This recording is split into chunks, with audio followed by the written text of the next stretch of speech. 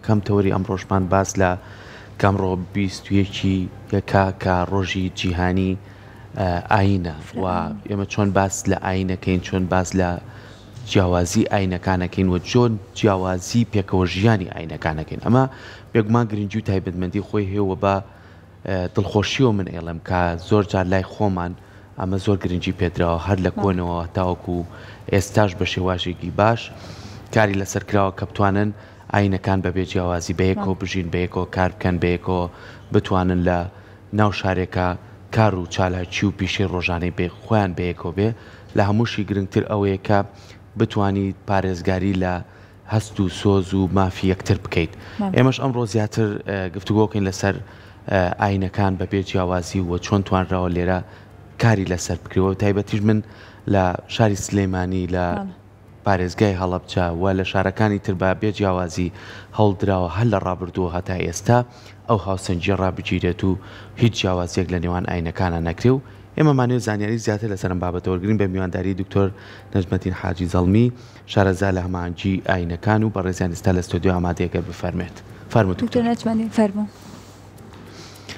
بانی باش زۆر بەخێر بێت سەرچاوەکانم بەخێر بێت بەخێر بێت بانی باش دووبارە بەخێر زۆر بەخێر بێت سەرچاو. سەرەتا بە لە ڕۆژی جیهانیەکەوە دەست پێ بکەین کە ڕۆژێکی جیهانیان بۆ ئایندانەوە ئەم ڕۆژە لە کێوە ئەگەر وەکو مێژوویەک بنەماکەی بۆ کێ گەڕێتەوە و چۆن ئەم ڕۆژیان دیاری کرد. طبعاً بەنای خۆی ببەخشندەی میهرەبان سپاس بۆیەوە سپاس بۆ کورسات. زۆر بەخێر بێت. دیارە مێژووەکەی ئەوەندە کۆن نییە چونکە پێکەوە ژیانی ئاینەکان لە کۆندا دراسەیەکی زۆر وردی لەسەر نەکراوە تا تۆ بهێنی لەبەرەوەی ئەو سراعی کە ئێستا بەناوی دینەوە کرێ پێشترم سراع نەبووە، پێشتر پێکەوە ژیانی هەمیشەیی وەکو ئینسان پێکەوە ژیاون. ئەوەی کە هەبێ لە ئێستاە مێژووەکەی زۆر دوور نییە ناگەڕێتەوە بۆ دوای ساڵی تقریبا دوای جەنگی جیهانی دووەمەوە دەست پێیەکە عادەتەن ئەم مێژووە کە ڕۆژەکەی یان کاتەکەی کە دیاری کرابێ ئەگینا پێشتر مێژووی پێکەوە ژیان لەوەتی مرۆڤ کە خۆی پەروەردگار دروستی کردووە پێکەوە ژیاون هەرچەند کە بیر و بۆ چوون و ئایدیا و ڕەگەز و زمان و کولتور و هەموو شتێکیان جیاوازوێ بەڵام پێکەوە ژیان هەر بەردەوام بۆ هەتا ئێستا. زۆر باشە شانی باسە ئەتوانێت بڵێن یەکێک لە فاکتەرە سەرەکیەکانی دیموکراسیەت پرەنسیپی پێکەوە ژیانی فرەئاینەکانە پێکهاتەکانە نەتەوە کللتورەکانە بە خۆشحاڵیەوە ئەتوانین بڵێن هەرێمی کوردستان تاوەکو ئێستا ئەم فرە پێکهاتەی و ئەم نەتەوایەتی پاراستووە بەڵام ئەمە تا چەند گرنگی خۆی هێلەوەی کێمە بتوانین بە هاوبەشی بژین ژیانێکی خۆشمان هەبێ بێکەوە لە یەک کۆمەڵگادا. بە تاکید ئینسان کاتێک کە ئەوێ باسی خۆی بکە باسی چاکیەکان و باشیەکانی خۆی بکات دەبێت بگەڕێتەوە بۆ مێژووەکەی خۆی لەوەتی کە بە پێ و دراسانەی کە لە بەردەستمانایە بە تایبەتی لە بواری مێژووە من هەندێک کتێبم لایە کە خوێندوومەتەوە کە لە بواری یەکێک لەوانە سەفەرنامەکەی هێنری بیندەرە یەکێک تر لەوانە گەشتنامەکەی ڕیچە کە بە تەفاسیلی باسی پێکەوە ژیانیان لە هەرێمی کوردستان کردووە. هیچ میلەتێک هیچ قەومێک کە بە درێژایی مێژوو کە پەیامێکی ئاسمانی هەرچەندە تا ئێستا ڕوون نەبووەتەوە پەیامێکی ئاسمانی بۆ کورد بزات بە تایبەتی هاتبێ بڵێ کاکە ئەمە ئاینێکی سەماویە تەنها بۆ کورد هاتبێ بەڵام بۆ غێری کورد مثلا بۆ یەهود و نەسارا بۆ نمونە بۆ عەرەب بۆ غێری عەرەب ئاینی ئاسمانی هاتووە بەڵام لەگەڵ ئەوەی کە ئەم پەیامە ئاسمانیە بۆ کورد نەهاتووە جوانترین و پاکترین و چاکترین پێکەوە ژیانیان هەبوو لەگەڵەوە ئاینەی کە ڕوبەڕوویان بووەتەوە کاتێک کە ئینسان خۆی پاک بوو خۆی چاک بوو ئەو شتەی کە چاکەی کەیەت یەتە ناوی بە چاکی ئەتوانێت پەخشی بکاتەوە بەڵام خوا نەخواسە کە ئینسانێک خۆی خراپ بێ کاتێک کە شتێکی چاکیشی بۆ بێنی هەندێک جار بەو ئاراستە خراپەی کە خۆی بیری لێ کاتەوە ئەتوانێت دەری ببڕێ بۆیە کە بەپێی ئەو بەڵگانی کە لە بەردەستمانایە هەرێمی کوردستان و بە تایبەتی پارێزگای هەڵەبجە و سلێمانی پێکەوە کە ئەو کاتە لیوای سلێمانیان پێوتووە لە ساڵی 1820 تا نزیکەی 10,000 کەس لە پارێزگای سلێمانی ژیاون 1000 کەسیان جوولەکە بوون یعنی نزیکەی 5-6 ئاین لە پارێزگای سلێمانیا هەبووە بۆ نمونە 130 خانەوادە جوولەکە بوون لەناو پارێزگای سلێمانیا ژیاون بەبێەوەی کە ڕیچ باسیەکە مەسەلەن هێنری بیندەر کە هاتووە گەشتێکی کردووە بە منطقەی میزۆپۆتامیا و ئێران و کوردستان هەر سێ پارچە 4 پارچەکەی کوردستانە لە زۆربەی شوێنەکانە باسیەوە کاکە کڵێسا هەبووە ڕێز لە ئاینی بەرامبەر گیراوە ئەمە سەقافەت و ڕۆشنبیری تاکی کوردی دەرەخا قەومی کوردی دەرەخا لە بەرامبەر بە هاتنی ئاینەکان بۆ ناویان ئێمە بەڵگەشمان هەیە بۆ دکتۆر یانی ئەگەر بگەڕینەوە بۆ مێژووی خۆمان هەر لە شاری سلێمانیا من یەکێک بە نمونە بێنمەوە کەریمی عەلەکەم بەتاکید بازرگانێکی مەسیحی بوو کە لەم شارەیە بەڕاستی جێدەستی دیار بوو ینی هەمیشان و کابرایەکی خۆبەخش کابرایە کە هەمیشە لەگەڵ فەقیر و هەژاران بووە بەبێ جیاوازی ئەمە مسلمانە ئەمە مەسیحی ئەمە دینێکی جیاوازترە یعنی کەسێک بووە هەمیشە بەردەم ماڵەکەی خواردن دروستکردن و بۆ فەقیر و هەژاران دەستی تێش کردو بۆی کە خۆی مەسیحی بووە مزگەوتی دروست کردو یعنی ئەمانە هەمووی جێگەی ئەوە بوو کە ئەیسەلمێنێک کە پێکەوەژیان لەم شارەیە پێکەوەژیانێکی برا و خوشکانە بووە یعنی پێکەوەژیانێک بووە کە جیاوازی نەکراوە ئەتوانین ئێمە بڵین بەگشتی لە هەرێمی کوردستان عێراق بەگشتی ئەو ئاینانەی کە هەمانە چەند ئاینن و بە فەرمی کامانەیان بەتاکید یەکەم طبعاً مسلمان زۆرینەی پێکهاتەی هەموو عێراق پێکەیەن ئێمە گەر باسی هەرێمی کوردستان و بگەڕێنەوە بۆ مێژوو باسی پارێزگای سلێمانی و هەڵەبجە کە ئەو کاتە سەر بە سلێمانی بووە ئەگەر باسی ئەوە بکەین نزیکەی 6 ئاین بەڕەسمی لە پارێزگای لە ساڵی 1820 تۆمار کراون کە مسلمانە جوولەکەیە بڵێن یەهودین کە مەسیحیەکانن کە یەزیدیەکانن کە سائیبیە حتا لە ساڵی 1820 نزیکەی 16 کەس دینی سائیبیان هەبووە لە پارێزگای سلێمانی کاکەیەکان بوون کە لە هەڵەبجەوە هاتوون 7 کەس لەو سەردەمەیە بیر و باوەڕی خۆیانیان ئاشکرا نەکردووە لەوانەیە غەیری ئەوەش کەسانێکی تر هەبوو بن هەر لەسەرەوەی کە جەنابەت فەرمووتان ئەو پێکەوە ژیانە کە باسی کەریمی عەلەکەت کرد ئێمە نمونەمان لە هەڵەبجە زۆر زۆرە با من بە 2 نمونە بە 3 نمونە باسێکی کورتیەوەتان بۆ بکەم بۆ نمونە شێخی عومەری زیادین دەرەجەی عالی بێ یەکێک لە کوڕەکانی ناوی شێخ خالیدە کچێکی جوولەکەی بۆ ئەهێنە ئەیکا بەبووکی خۆی یەکێکی تر لەوانە مەسم پەیوەندی نێوان کورد و جوولەکە چۆن بووە من باسی هەڵەبجەت بۆ بکەم پەیوەندی نێوان موسڵمانەکانی هەڵەبجە و کاکەیەکان چۆن بووە لە هەزار کە بەردەوامە یعنی یەکێکی تر لەوانە وەختی خۆی شێخی حسامەدین دەرەجەی عالی بێ باسی چی کردووە جوولەکانی هەڵەبجە بیستویانە کلێساکەیان ڕێک بکەن و بڵێن دروستی بکەنەوە لە دەی ئێمە کە گوندی زەڵمە دارێکە بۆ زۆر گەورە بووە ناوی پیان وتووە دارە گەورە شێخ ئەمری کردووە بە موریدەکانی بڕیویانە و تایبە نردوێتی بۆ کلەسای جوولەکەکان بۆ ئەوی بکەن بەخان و ئەو پەیوەندیە هەر ئەوە بەردەوام بووە مستەفا حامیبەگی ناوەکەم ئەگەر هەڵە نەبم جاف حەلاوخانی خێزانی جوولەکە بووە هێناوێت ئێمە هەر لە هەڵەبجا جافەکان کە ئەو کاتە حکومدار بوون لە هەڵەبجا ڕێزێکی زۆری موسڵمانەکانیان گرتووە جوولەکەکانیان گرتووە خەڵکی هەڵەبجا ئەم پێکەوە ژیانە ینی مێژوویەکی زۆر کۆنی هەیە بەڵام وەکو نووسراو کە هێنرابێ و جیا بکرێتەوە ئەوان وەکو ئینسان تەعاملیان لەگەڵ بەرامبەرەکە کردووە نەگوەکەوەی کە ئەمە ئاینێک بێ و بێت دژایەتی پێ بکەن کە ئێستا بەداخەوە ئێستا وای لێ هاتووە زۆر باشە کاتێمە ئەتوانین بڵێن هەرێمی کوردستان کە فرەنەتەوەیە فرە زمانە فرە ئاینە و ناو ئاینەکانیش فرە مەزهەبە بە تایبەتی گەرێمە ناوچەی هەورامان وەربگرین کە چەندین عەشیرەتی جیاواز چەندین ئاینی جیاواز تێدا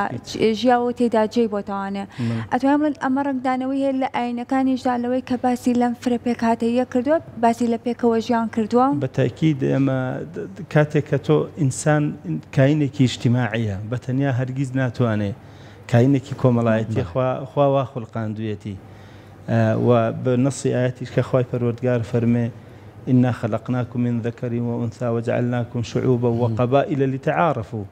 اینجا بەدەر لەوەش کە خۆی پەروەردگار ئەگەر وەکو ئیسلام باسی کەن کاتە پێغەمبەری خۆی عەلەیهی سەلات وسەلام ناردووە بۆ ئەم کۆمەڵگەیە پێی فەرمووە وەما ئەرسەلناکە ئیلا ڕەحمەتەن للعالەمین و بۆ هەموو دینە سەماویەکانیش کاتێ موسا عەلەیهی السەلام عیسا عەلەیهی السەلام هەموو ئەو پەیامە ئاسمانیانەی کە هاتوون بۆ مرۆڤایەتی ئەمان گیان پێکەوە ژیان بووە گەڕانەوە بووە بۆ سەرەتایە کە یەکتری قوبوڵکردن بووە چونکە پێکەوە ژیان بریتیە لە یەکتری قوبوڵکردن بریتیە لەوەی کە تۆ بەرامبەرەکەت پێ قوبوڵ بێ کاتێک کە من پێویستم بەوەیە کە تەواوکەری بەرامبەرەکەم بم جا بەرامبەرەکەم هەر ئاینێک بێت هەر زمانێک بێت هەر کولتورێک بێ هەر مەسەرەن بیرکردنەوەی و ئایدیایەکی جیاوازی هەبێ لە کۆتاییە ئێمە مرۆڤین پێویستمان بە یەکتری هەیە و لە هەرێمی کوردستان و بالذات یعنی بە تایبەت لە پارێزگای سلێمانی و شارەزور و هەورامان و هەڵەبجە بەڕاستی ئەو پێکەوە ژیانە ئەزمونێکی زۆر زۆر کۆنی هەیە خەڵک هەر بیری بەلای ئەدیانەوە نەبووە ئەوەندەی بیری بەلای ئینسانیەتەوە هەبووە مرۆڤ دۆستیەوە هەبووە دکتۆرەوەی کە زۆر گرنگە من حەزەکەم باسێکیش لەوە بکەین لە ڕووی ناوەندە ئەکادیمیەکانەوە تا چەند گرنگە دین بخرێتە ڕوو شارەزایی هەبێ لە دینە توانین باز لە فەلسەفەی ئیسلامی بکەین باز لەوە بکەین کە ئایا دین بە چ ڕێگایەک و بە چ ڕێچکەیەکمانە ئابات و چۆن کاری لەسەر مرۆڤایەتی کردووە زۆر جار بە حاڵەت تێگەیشتن هەیە وا ئەزانەیە کە تۆ بووی بە نوێژت کرد و چیتە مزگەوت و ڕۆژوت کرد و کەسێکی توونڕە و کەسێکی ئەوەی کە بە شوازێکی جیاواز خۆ لە کۆمەلگا جیاکەیتەوە بۆ چوونی کە جیاوازە نەخێر تۆ کە چیتە ناو فەلسەفەی ئیسلامی و ئەنجازانی مرۆڤایەتی چییە ئەنجازانی ژیان چییە ئەنجازانی دنیای واقع چییە دنیای سەرزەوی چییە ئەمانە تا چەند گرنگە کاری لەسەر بکرێ بە تاکید خۆ یەکێک لەو شتانەی کە لە هەرێمی کوردستانە زۆر زۆر گرنگە لە ناوەندە ئەکادیمیەکانە وجودی هەبێ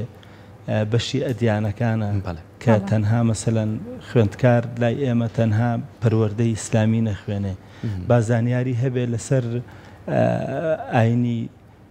مەسیحی مەسەلەن لەسەر تەورات لەسەر ئینجیل لەسەر هەموو ئەدیانەکانی هەم سەماویەکان هەم ئینسانیەکان کە دروست بوون لەسەر بوزی لەسەر هندۆسی بۆ ئەوەی کە ئەمە ئینسان هەتا زانیاری لا هەبێ زیاتر بیر و فکری زیاتر فراوانترە بۆیە ئەمە ضرورەتی حیاتی ئێستەیە کە بە تایبەتی وەزارەتی پەروەردە و وەزارەتی خوێندنی باڵا بەشبەش بکرێ ڕاستی ئەمە هەمومان لەخوات بە زیابێکە کە ئێستا من باسەکەم هەڵم لەخوا بە زیاد بێن بەسمەوە نێخوا نەخواسە دژایەتی هیچ دینێکی کتر بکەم بەعکسەوە من خۆم هاوڕێم هەیە مەسیحیە هاوڕێم هەیە غێری ئەو دینەیە کە ئەیپەرستم بەڵام ئینسانیەت و مرۆڤایەتی و پێداویستەکانی ژیان لە یەکتری کۆکردووینەتەوە بەڵام لە هەمان کاتا پێویستە لەسەر وەزارەتی پەروەردە و وەزارەتی خوێندنی باڵا کە بتوانن ئەم بەشە زیاتر برە و پێ بدەن بۆ ئەوەی من کاتێکە منداڵەکەم کەسێکی مەسیحی کەسێکی یەهودی کەسێکی غێری دینی موسڵمانە بینێ بە شتێکی غەریب نەیەتە بەرچاوی بەوەی کە نێتە بەرچاوی وەکو دژمن سەیریکە ئەبێ هیچ نەبێ ئێمە ئینسان حتا لای خوای پەروەردگار ئینسان سەنتەرە جارێکیان بە پێغەمبەری خوا عەلەیهی سەلات وسەلام فەرموون بۆ دوعا لەمانە ناکەی لە ناویان بەری ئەڵێ من خوای پەروەردگار بۆ ئەوە ناردومی کە ڕەحمەت بم بۆ کاتێک لە تایف بەگەڕێتەوە پێیاڵێن بۆ مەلایکە دێتە مەسەلەن خزمەتی پێڵێن با ئەم دوو کێوە بدەین لە یەکتری ئەڵێ من بۆ ئەوە نێراوم کە چی بم کە ڕەحمەت بم کەواتە هەموو دینە سەماویەکان بە هەموویانەوە کۆکن لەسەرەوەی کە بۆ ئەوە هاتوون خزمەتی مرۆڤایەتی بکەن بۆیە یعنی پێویستە لەسەر حکومەتی هەرێمی کوردستان بە تایبەتی ئەو دوو وەزارە گرنگی بەوە بدا کە ئەو فکرە هێنراوەی کە هاتووەتە ناو کۆمەڵگەی کوردەواری کە پێشتر نەبووە بخرێتەرە دەرەوەی ئەو فکرە جیاوازە و ئێمە وەکو کورد هەمیشە کێشەمان لەگەڵ هیچ دێنەکە نەبووە و هەموو سروتە دینیەکانی خۆشمان جێبەجێ کردووە و لە ئێستاشا کە ئێستا ئەیبینین نموزەجمان زۆر زۆرە بۆ نمونە لە تەکەی کەس نەزانیمان هەیە لێرە کاتێکە یادی مەولوود دەکەنەوە هەچی کەسایەتی سیاسی و بۆزیەت مسیحیەت مەسەلەن لای خۆمان مامەسا ئاینیەکان خەڵکی داوەتەکەن سەردانی کلێساکانەکەن بۆ نمونە ئەم پەیوەندیە کۆمەڵایەتی و پێکەوە ژیانە لە مروری زەمەنا هەر هەبووە مەسیحی بووە لە زمانی پێغەمبەری خوا عەلەیهی سەڵات وەسەلام و عومەری کوڕی خەتاب هەتا ئێستا بوونی هەبووە یەهودی بووە هەربوونیان هەبووە ئارامترین شوێن بۆیان کە بەپێی ئەوەی کە من خوێندومەتەوە کە مقابلە کراون بە تایبەتی ئەوانی کە گەڕاونەتەوە بۆ ئیسرائیل تویانە بە ئەمینترین شوێن بۆ ژیانی ئێمە کوردستانی عێراق بووە مەسەلەن هەرێمی کوردستان و پارچەکانی تری کوردستان بووە. زۆر باشە جا من با لەسەر نمونەیە باسکەم لەوەی کاتێک کە خۆم تەبەنم مناڵ بدراوسەیەکمانە بوو کە کریستیان بوو لە مانگی ڕەمەزانی پیرۆزە ئەو لەبەر ڕێز لە مانگە پیرۆزە لەچکی ئەکرد لە کاتێک چاکەوان بۆنەیەکیانە بووە ئێمە سەردانی ئەوانمانە کرد لەوانەیە ئەمە ڕنگدانەوەی هەوو بێ لەسەروی کە من کە گەورەش بم ڕێز لە فرعینەکان بگرم ڕێز لە فرێنەتەوەیەکان بگرم کە تۆ ئێستاڵێت ئەمە وردەوردە کاڵ بۆ تۆ لە پێشدا زیاتر بەکاتە چی وای کردووە چی هۆکارە بۆ ئەوەی کە لە ئێستا وەکو جاران نییە فرعینەکان ئەم پێکەوە ژیانە. وەڵاهی من ئەوەی کە لەبەرەوەی ئێستا دنیای عەولەمەیە و پێشکەوتن و تەکنەلۆژیایە بەڕاستی تەکنەلۆژیا کاریگەری زۆر زۆر ڕاستە و خۆی لەسەر ئەدای پێکەوە ژیان هەیە لەم کۆمەڵگەیەدا بۆیە بە جۆرێکی کە ئەتوانم باسی بکەم بڵێم کە میدیا لە هەرێمی کوردستانە ئەبێ ڕۆڵی کاریگەر و ئەکتیڤی هەبێ لە ڕەواندنەوەی ئەو بارگرژیە ئەو تند و تیژە فکرە ئاینیەی کە هاتووەتە هەرێمی کوردستان و ئەم جۆرە فکرانە کە ئێستا هاتوونەتە ناو هەرێمی کوردستان پەراوێز بخرێنە دواوە و ئەو فکرە جوان و پێکەوە ژیانەی و گرنگی پێ بدرێت لە ڕێی میدیاوە کە مەسەلەن ئەمە وەکو خۆمان وەکو کورد جەژنی سەری ساڵمان هەیە لە کاتێکا بەدەر لە جەژن دینیەکانمان هەیە خۆ جەژنی سەری ساڵ جەژنی خۆمان نییە لە کاتێکە ئەمە بەشداریەکەین لەگەڵ ئەوانە بۆیە میدیا دەبێت کاریگەریەکی ڕاستەوخۆ لەسەر ئەمە ببینێ وەری یەکەم جار لە خێزانەوە عادەتەن کە تۆ باسی پەروەردەکەی یەکەم جار لە خێزانەوە دەست پێەکە دەبێت دایک و باوک واتێ بگەێنرێ بەرنامەکان وات دابڕێژرێن کە یەکەم جار دایک و باوک بە منداڵەکانی بڵێ کاکە کوڕی شیرینم کچی شیرینم کە بەدەر لە مسلمانی خۆت هەر دینێکی تر هەبوو وەکو مرۆڤ سەیریکە وەکو خودی خۆت سەیریکە ڕێزی لێ بگرە وەکوەوەی کە جەنابەت فەرمووت ئەگەر خانەوادەی جەنابتان ئەو خانەوادە بە ڕێزە ڕێزیان لە جەنابەت نەگرتایە بە ڕەمەزانە بە جددی ینی لەبەر حرمەتی ئێوە لەشکی ناکرد وەیە دەبێت ئەمە لە ڕێی میدیاوە گرنگیەکی باشی پێ بدرێ و ئەو فکرە تازانەی کە هاتووە و متتەڕفن یان جیاوازن بۆ کۆمەڵگەی کوردەواری ناشێن ئەبێ پەراوێز بخرێن. زۆر باشە من هەر لەو لایەنە پەروەردەیەکان مێنمەوە ینی زۆر کات ئێمە چەنە پێویستە مناڵەکانمان بە شێوازێکی باش پەروەردەکەین دینیش بەشێکە لەو پەروەردەیەکە تۆ مناڵەکانی پێفێرکەی گرنگ نیە لەوەی کە مناڵە چۆن فێری نوێشکردنیەکەی چۆن فێریەوەیەکەی کێمەمان مسلمانین یعنی هەندێک کەس دینی کەشمان هەیە بەڵام جاری فێری کە بزانم مسلمان بوون چییە چۆن فێری ئامۆژگاریەکانێکی چۆن فێری ڕێزگرتنیەکەی چۆن فێریەوەیەکەی کە پێشوی نوێژ بکە ئەم نوێژە بۆچی ئەکات لە داهاتوە چۆن نتوانێت سوود ببینێ لەوەی کە بەردەوام بێلەی ئەمانەژە چێتە دوو بابەتەوە یەکیشان خێزان یەکیشان پەروەردەیە چۆن بتوان بە هەردوو لایەنەکە هەماهنگ بن بۆی کە پەروەردەیەکی وای دینی بکەن کە لای مناڵەکە قورس نەبێت و لێشی تێ بگات. عادەتەن کە وتمان دایک و باوک خێزان قوتابخانەی یەکەمی منداڵە دەبێت دایک و باوک یەکەمیان چۆن خی پەروەردگارە فەرمێ قو ئەنفوسەکم و ئەهلیکم نارا یعنی تۆ وەرە لە خودی خۆتەوە دەست پێ بکە ئەگەر دایک و باوک توانی لە خودی خۆیەوە دەست پێ بکە ئەگەر دراوسێکەی ئەگەر ناسراوەکەی ئەگەر ئەو کەسەی کە سەردانیەکە میوانەکەی ئەگەر سەفری وڵاتێکی دەرەوە کە منداڵەکەی لەگەڵ خۆی دادەبا ڕێز لە ئەدیانەکانی تر بگرێ احترام لە بیرروبۆچوونیان بگرێ ئەمە ئۆتۆماتیکی لە ناخی منداڵەکە لە مێشکی منداڵەکە منداڵ وەکو هەویرێکی نەرم وایە بە هۆسی خۆتە توانی دەستکاری بکەیت وێ ئەمە یەکەم جار لە مێشکی منداڵەکە ئەبێ ئەمە دروست بکرێ کە دایک و باوک ئەگەر مسلمان بن دەبێ بڵێن بەدەر لە دینەکەی ئەمە کۆمەڵی ئەدیانی تر هەیە دەبێت ڕێزیان لێ بگیرێ ئەگەر مەسیحی بێ دەبێ بڵێ کاکە لە غەیری دینەکەی من ئەدیانی تر هەیە دەبێت ڕێزیان لێ بگیرێ و دەبێ دانیان پێدا بنرێ بەوەی کە خاوەنی فکرە و ئایدیا و دینی تایبەتی خۆیانین ئەمە بە دەرەجە یەک بە دەرەجەی دوو کە خوێندکاریەتە منداڵیەتە قوتابخانە طبعا لە باخچەوە دەست پێکە ئێستا باخچەمان هەیە پێش قوتابخانە لە باخچە ئەو مامۆستا بەڕێزانەی کە پەروەردە دەکرێن کە دەکرێن بەدادە و کە دەکرێن بە مامۆستا لە باخچەکانە ئەبێت لە پەیڕۆ پرۆگرامی خوێندنەکەیانە ئەویان بۆ دەستنیشان بکرێت کە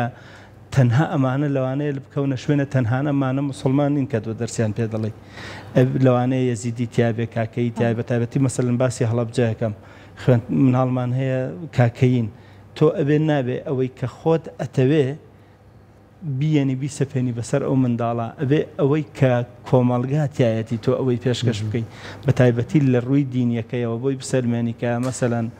یەزیدیە یەهودیە مەسیحیە کاکەیە ئەمانە خی پەروەردگار خوڵقاندوونی وەکو تۆ مرۆڤن وەکو تۆ حەزوارە زویان هەیە وەکو تۆ ژیانیان خۆشەوێ نابێ ئەمانە لە بەرنمەکانی خۆتا بە دەرەجە دوو سێر بکرێ و بریان سڕیتەوە بۆیە لە باخچەوە دەبێت ئەم مامۆستا بەڕێزە ئەم دادە بەڕێزە کە دەبێت بە مامۆستا لە باخچە دەبێت تەرکیزیان لەسەر ئەوە بێ کە نابێ فەرق و جیاوازی بکەن بە تایبەتی لە ڕووی دینیەوە پاشانێتە قوتابخانە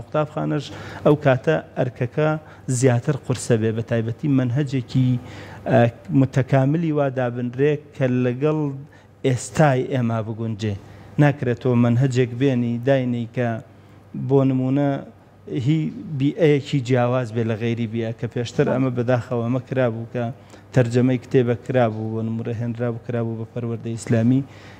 بۆ بیئەیەک بوو کە غەیری بیئەی کوردەواری بوو بەجددی بۆیە دەبێ بناغەکە بەوە دەست پێ بکا کە منهەجێکی پرۆگرامێکی ئاینی جواندا بنرێک کە ڕێز لە ئەدیانەکانی تر بگیرە لەناو ئەو پرۆگرامەدا زۆر باشە ئەمە لەوانەیە کەم تا زۆر لە هەرچ کەسێک گەبیستی ئەوە بین کە بڵێت پێویستە ئێمە ڕێز لە فرعینەکان بگرین لە فرێنەتەوەیەکان بگرین بەڵام هەندێک جار